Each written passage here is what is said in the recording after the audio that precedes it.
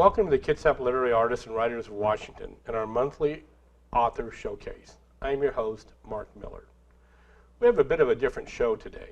Actor, writer, set designer, and builder, and theater stagehand Ron Bauer, along with his young daughter Veronica, a talented actor and theater member in her own right, are with us this month at the Bremerton Kitsap Access Television Studio. Both father and daughter have been involved in the arts community throughout Puget Sound, to include working theater productions and independent film in Pierce in Kitsap County.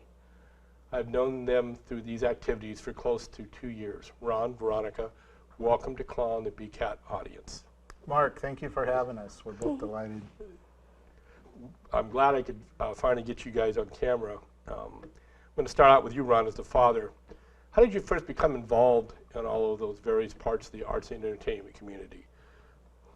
Well, I really owe a lot to my daughter because she was the one, she was singing and dancing all the time. I thought, hey, there's a theater ad, kind of like this one here I have on the table at Tacoma Musical Playhouse. And let's see if you really like theater. Let's see if you can really dance and sing. So I was taking her to various performances, rehearsals, meeting new people, especially Chris Surface, who's the artistic director at Tacoma Little Theater now. He was the children's director at Tacoma Musical Playhouse at the time. And as things went on, it was a lot of fun being involved, talking to the other parents and listening to the other parents say, oh, I can never do that, I can never get on stage. And it's like, why not? That'd really be great to perform with your kid on stage. And I'd just thrown something out at Chris one day and said, you know, if you ever need somebody to lean against a lamppost, you're short an actor or something, give me a holler. And that eventually happened one day, and that was actually with Bye Bye Birdie. Veronica was 10 years old at the time. She was cast, and then there was the other side to the coin, and he said, by the way, I have a role for you too. Cool. And that's a whole nother story. There you go. Well then, but then jumping from there, how did you then get into the set design and all that? Well, they always need volunteers in theater work. They need painters. They need assistant carpenters. And that's actually what I am. I'm the assistant carpenter. I've got to give credit where credit's due. And Blake York of Tacoma Little Theater, he is the big set designer. And I'm his assistant carpenter. He's the master carpenter. I'm the assistant. But what's nice working with Blake, he asks for ideas. He might be stumped on something, but he does a fantastic job of designing, coming up with things. And we've worked really well together. And we just recently worked on what's going to be hopefully a trailer for a work called Wisp that I helped write the script on. And then you did some of the set design on it and made these really nice, were those Corinthian or Doric type columns? A little bit of both. A little bit of both for part of this trailer. That was one of those things, something's coming up, a director calls and says, hey, I need this and I need it yesterday. And she called and she goes, can you and Blake handle this? I said, let me get hold of Blake. Tell us what you really want. Tell us what's going on. How many days do we have to do it? And it was a really tight schedule, as you know, for even doing some of your writing for Wisp. And we pulled it off. Yeah, they really look nice. Now I'm going to jump over to your daughter. Veronica, I know you have been in film and theater. How did you become involved from these related endeavors, you know, I guess way back when you first got started? I wasn't really much of that sporty kind of kid. I was more of a kid trying to find something else new, to try something else. And we one day just found this pamphlet for Tacoma Musical Playhouse, and then after that first musical, I just loved it, and I always wanted to do it, and now we just keep doing it every day, and we try to do film work as well, and try to still keep doing new things every day. Do you enjoy one more than the other? Do you enjoy theater better than film, or does it really matter?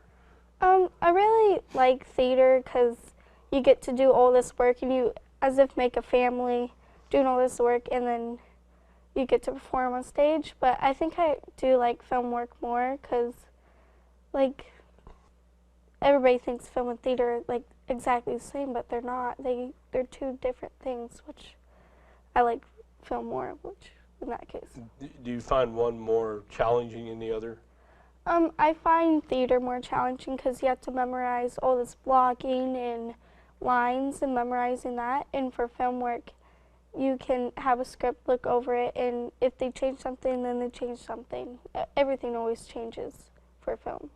Ron, I also know that you've also worked on a film project of a local author and screenwriter that we've interviewed for Claw, Diane Gardner. Did you and Veronica both work on Cassandra's Castle together?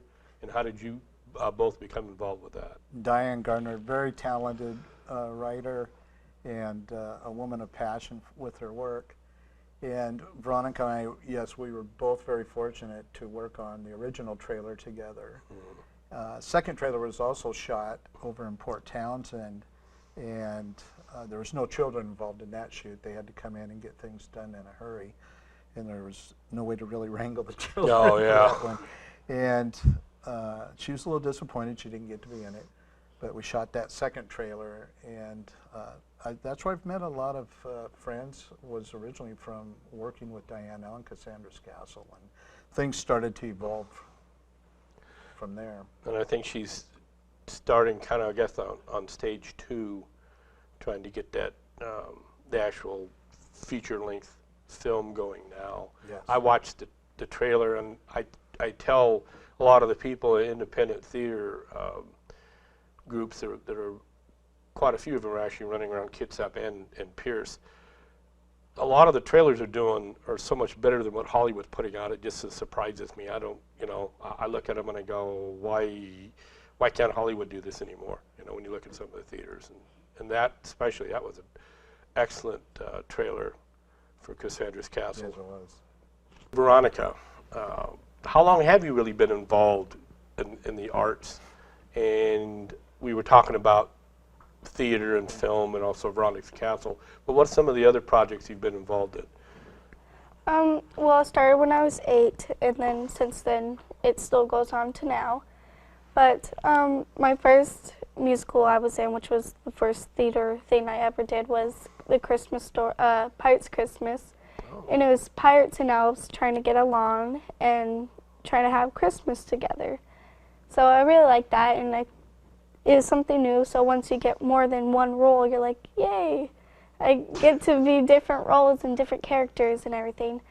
But I've been in main stages like Bye Bye Birdie, which was my first one with my dad, and then The Miracle Worker and at Lakewood Playhouse. And most of the main stages I've been in with my dad and everything. But my recent one was Robin Hood, which was a children's play, and I played a male role for that, but I like trying out new things. Like for film work, I'm usually creepy or just something that's not usually me. Or for theater, I'm usually the girl or a male role, and I like playing male roles because you have to become like a whole different person. I have to ask, what role did you play in The Miracle Worker? I played one of the blind children. It was just kind of like an ensemble role, but I still enjoyed it very much. Yeah, that's one of those, definitely one of those classic theater roles that I just remember growing up with it as just a kid. Of course, they did the movie, but even before that, it's one of those roles that just keep going and going and going. So whenever I hear somebody plays a miracle worker, I always have to ask, oh, cool, what'd you do with that? But, and then Ron here, like another person that I've interviewed, author Mark Allen, you were a Navy corpsman. Yes. How did you jump from involvement to the medical fields to the artistic endeavors? Well, I never really have jumped out of the medical area. It's something that always sticks with you. You might be out somewhere. Some kid might have just done a header off his bicycle, and you're there. And I still, to this day, I carry a tackle box size first aid kit. Your little EMT kit. Little EMT kit, and you just always have it in you. And so you try to render aid and call the paramedics and fire department if need be. But sometimes just a Band-Aid on a child's knee helps them out. And well, it's always with you. And I have to ask a question because you guys are involved in some like horror movies and stuff. Yeah. Do they come to you sometimes and ask you to help put the blood on or something because you used to be a corpsman? Or? Well, not all the time. I tried doing blood on my daughter once for her. Oh, yeah? I had her so covered in blood. Did that make you happy, Veronica? It did for the character, but then I had all this blood all over me, and it was a school night, so I was like, oh, I have to wash I don't this think all the off. blood came off by the time she had to go to school. So did you get a that funny morning. phone call from the school? Fortunately, no. Okay, Veronica. Now I'm going to give you a chance to critique your dad. What is the best acting role you have seen him in? And is he better on stage than you? Or is there a specific type of film or stage role you would like to see him in? I really liked him playing in Macbeth, the musical parody. Oh, Because he got to play this, like, tough, nice, and rock and roll kind of guy. And Thanks, Rock. No. he got to really express that character, I believe. And he was one of, like, the main characters. And yes, he would kept messing up behind scenes. We had to reshoot, but he still did a very good job.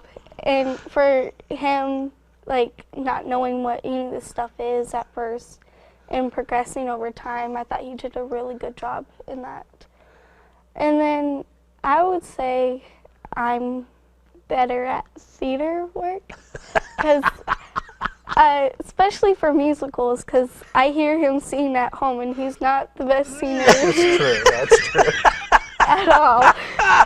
But I like him a lot in film work. I feel like that really suits him a lot. Like, if he gets a chance to do theater work, I like him doing that, but I feel like he can do something with film work in him. that musical, rock and roll musical version of Macbeth, I think is available on YouTube.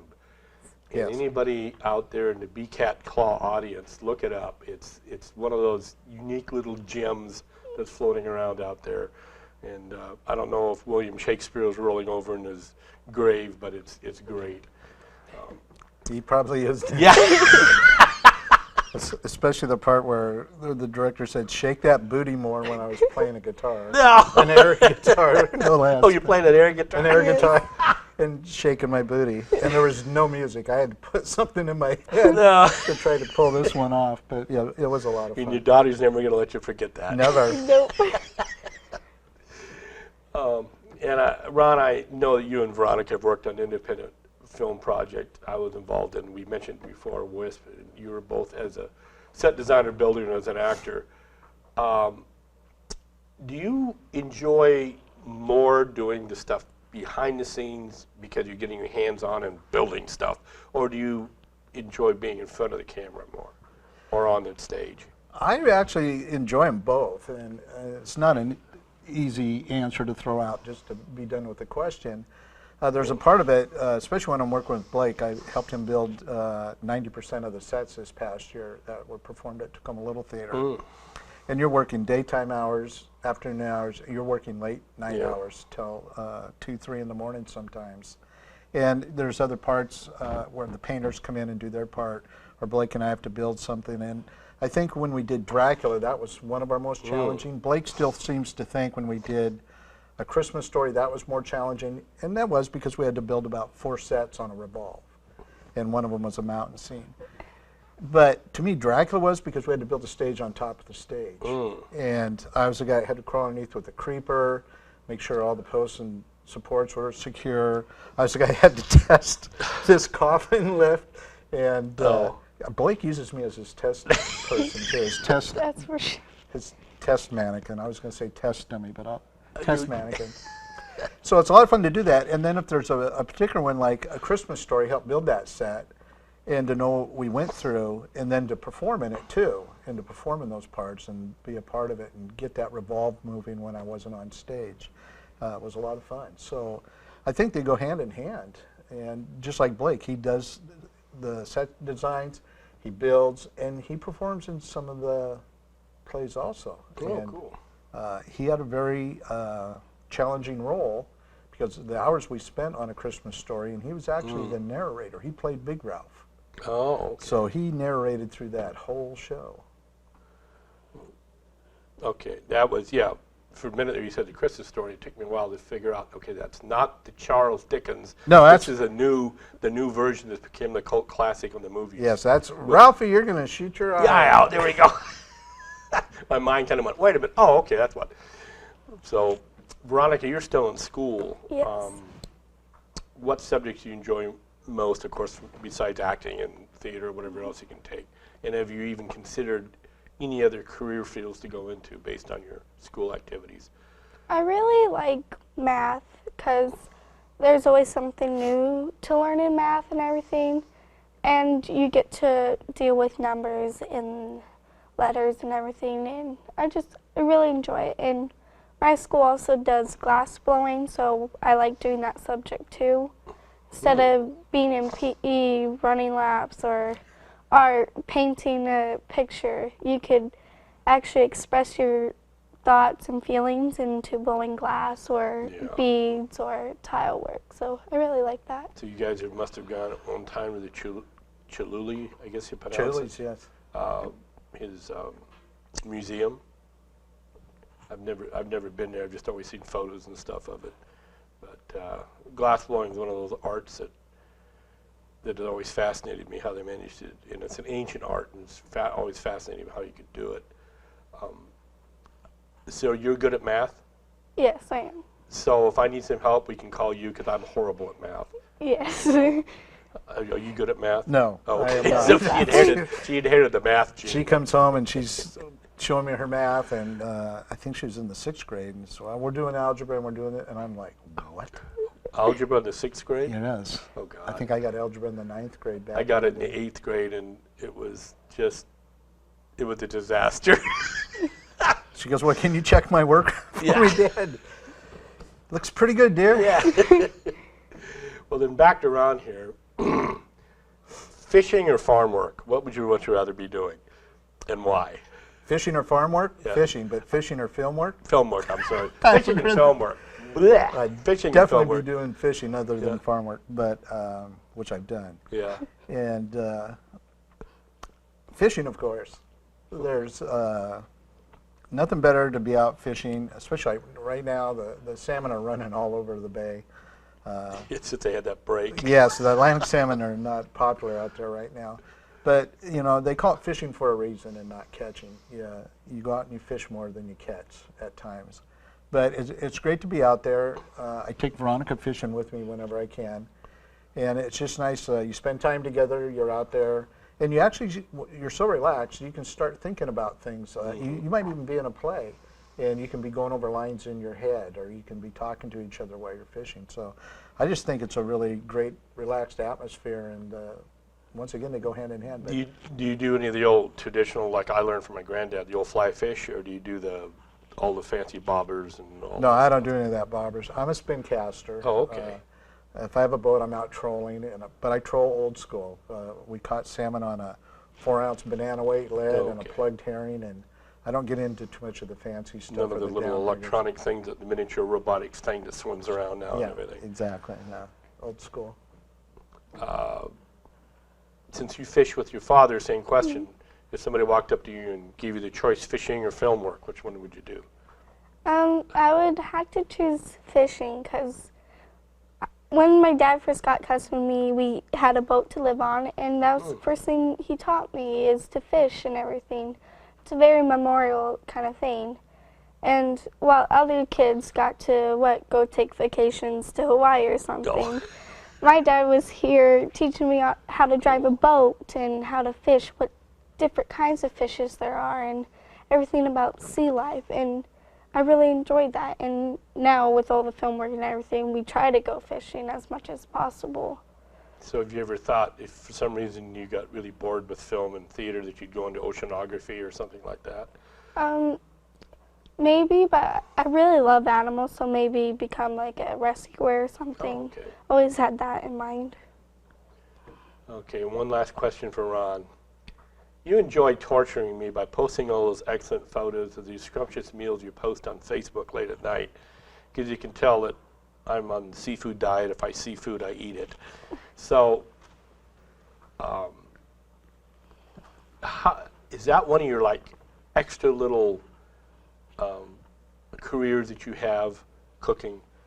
I love to cook. I love to cook with what's ever in the fridge. I'm not into all this fancy fusion cooking.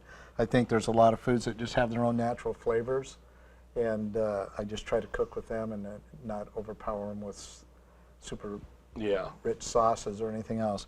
As far as tormenting you, it wasn't intended in the beginning, but once I got a response out of you, it was like I ran with it. So whenever I was cooking something as simple as a fried egg, Oh, no, you're taking a photo of it. take a photo of it, post it, and have it out there for you. But I'm trying to get some forgiveness for that because, yes, a lot of it was intentional. That's okay. So actually what I did today is, it's kind of like the Price is Right here. What's in bag number 1 and what's in bag number 2? Which bag do you want to pick? But actually what I did is, but you have to share with some of the other cast and crew members out here. What'd you bring? But I just discovered these guys. You had the pictures of those. And I thought at first they were little watermelons, and they can probably take a picture of this later, but they actually taste like a little cucumber with just a little spritz of lime that comes out as a little burst after you start to chew it a little bit. But a great little snack, and Veronica, I actually ate them before I tested them on her. Yeah. Hey, try this out. Poor Veronica. And it's really a delicious little healthy snack. So what's in the other bag too? Well, should we Bag tell number them? 2. Bag number 2. Should we tell them? Should we make them guess? I have no idea. I just remember this. You had this on Facebook. And everybody was asking, "What are they?" Oh, they look like little, Well, what we did, we made some chocolate chip cookies. Oh my God. Well, I'm going to have to share this with everybody here too. I love chocolate chip cookies. To me, is like crack or heroin, because once I start eating, I can't stop. That's why I don't buy Albertsons chocolate chip cookies are something I can't buy anymore because I can't just eat one. There's something, I swear to God, they put some type of drug in there or something. Because once you start eating, you just can't stop. The only other cookie that's like that were Oreos. So I don't buy those anymore either, because once you start eating an Oreo, the whole bag. And I'm a dunker. If I've got an Oreo or a chocolate chip cookie, I've got to have my milk, and I've got to be dunking. I love it. I was talking to somebody the other day, and she was complaining. She says, "Yeah, my kids, what they do is they eat the centers out, and I keep finding the cookies all over the house, and I have to yell at them, I said, "Well, then you could just eat the cookies." And she says, "No." He said, "I'm not going to do that, So she said, I got to teach them how to eat it right, like you said, either dunk it or eat the whole thing, eat the whole thing." So the both of you, if somebody from the BCAT audience wanted to contact you for film and theater work, as well as, of course, set design and construction, how would they get a hold of you? Well, a lot of things. Earlier you mentioned a lot of writers going on, film work in Kitsap, Pierce County. There is a lot. We do a lot of our work right out of Tacoma Little Theater. I'm also a front of house manager there. So when a show's playing, if I'm not in the show, I'm doing front of house managing duties. But Facebook, there's a website for Tacoma Little Theater. I brought some information here that the guys can put out later. One of the other things I wanted to talk about too, this last Take 8 film festival going on. Jen DeMarco, she's out here in Kitsap County. A lot of the films are shot out here, the shorts, the trailers. We're in Parkdead, that's ours. There's 8 teams. We're in competition to be turned into a feature film. And the premiere, I've talked to Jennifer in the past, we finally brought the venue down to Tacoma Little Theater. It's a larger space, free parking, there's concessions, there's adult beverages, kid beverages. It was a lot better than trying to get all the way up to Seattle to do things, and it's going to be a lot of fun, and that's coming up September 24th. And of course, we've got a poster that we'll put up here also on the broadcast. And I watched the trailer, and Veronica's in it, but you're not going to recognize her. That's what's so cool. So I'm not going to give away the plot, but it's nice and horrific. But and of course, the audience will be able to see it on the broadcast. The information we'll put it up there so everybody can read it also. But I really want to thank you two for coming here today and coming over to the studio. right now to record this show. I like the fact that you have a father and daughter working together, and that's something you don't often see around here, so I think it adds a little bit of extra to it. So I really appreciate you coming here. Thank you, Mark. And Go ahead. one last note, one of the other things, another reason we like working over here in Kitsap County and with Blue Forge Productions is she works with people with a lot of diversity. There's, gosh, I just don't want to call them special needs young adults. I know. They have special objectives. Yeah. Talented little actors. Yeah. And younger actors and young adult actors. But And part of that's with Blue Forge. yes. Yeah, Blue Forge Production, which is a locally owned and operated production company. And I do believe that they've got some, it's either Amazon or Netflix series that Yes. are in the process of being done. So we'd look forward to maybe sometime working with you also again in the CLAW group. Maybe we can get you to come over some of the meetings. We also are creating a small little subgroup to the literary groups, which is the CLAW filmmaking group that we're trying to get going here too, especially to get people with some of the equipment and everything, start making some short teasers and trailers for the authors. I would really like to thank all of our viewers for tuning into the Bremerton Kitsap Access television viewing this Kitsap Literary Artists and Writers production. I also would like to thank the BCAT staff on cameras and the director's chair.